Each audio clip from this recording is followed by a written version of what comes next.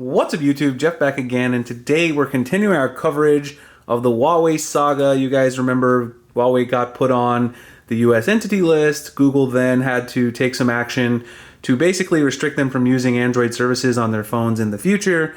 And today we have some new developments. So we're going to get right into that. But before we do, I do want to thank the sponsor of today's video. The sponsor of today's video is .site Domains. You guys can see right there, I'm actually working on my own website. It's under construction this summer, and I've decided to go with a .site domain. Huge shout out to them for sponsoring the video and also providing me with my new domain name. You guys can see the new banner right here, dopetechdaily.site.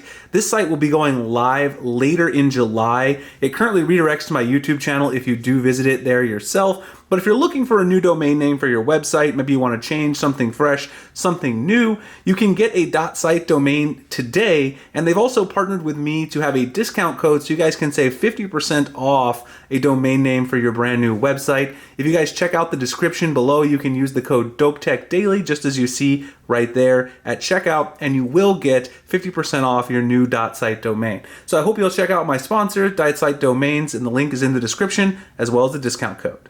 Alright guys, so let's go ahead and get into the new developments here with Huawei. It's been kind of a crazy week, more stuff going down.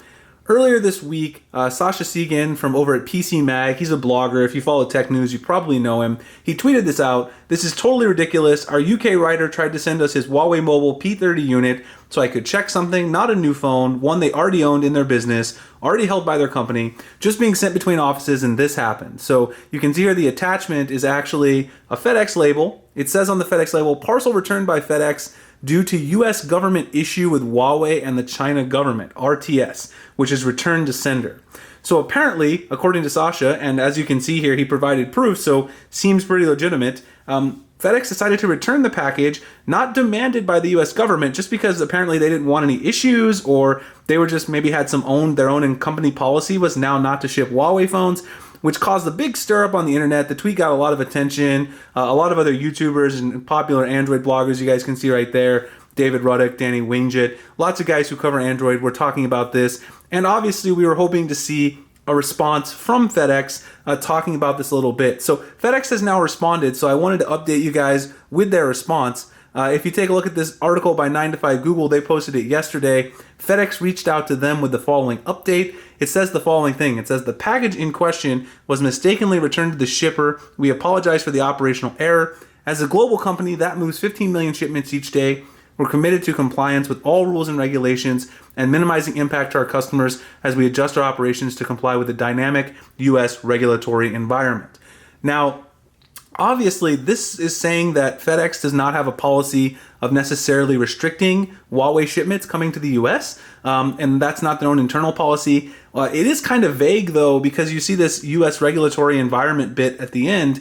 Does that mean that the US government is trying to restrict FedEx, UPS, maybe even the Postal Service from shipping Huawei packages? Are they encouraging the shipment companies to return these packages to sender? That's not really clear from this. They don't really, obviously with most PR statements, they don't really give a very clear indication of what happened. But this is not the first time this has happened with FedEx. You may remember earlier this year, FedEx actually misrouted a Huawei shipment that was actually going to one of their own offices, and Huawei was quite upset about that. So this is not the first time that Huawei and FedEx have had a run-in. And there was one other interesting article earlier today posted by Reuters and Yahoo Finance. FedEx actually, again, issued this statement saying that it was a little bit of an issue that was just, a mistake on their part. But China is actually saying that it's possible that FedEx could now end up on their own non-trusted entity list that they're going to make with U.S. companies, because FedEx has had this problem repeatedly over and over again. And it seems like FedEx really doesn't want to do any business with Huawei-type packages. So what does it mean for you at the moment? Well, obviously you guys can see I'm still rocking my Huawei P30 Pro. If you have a Huawei phone and you sell the phone, or you plan to send it to a friend, or you do anything sending it, personally, I would not send a Huawei phone right now using FedEx just because of these issues.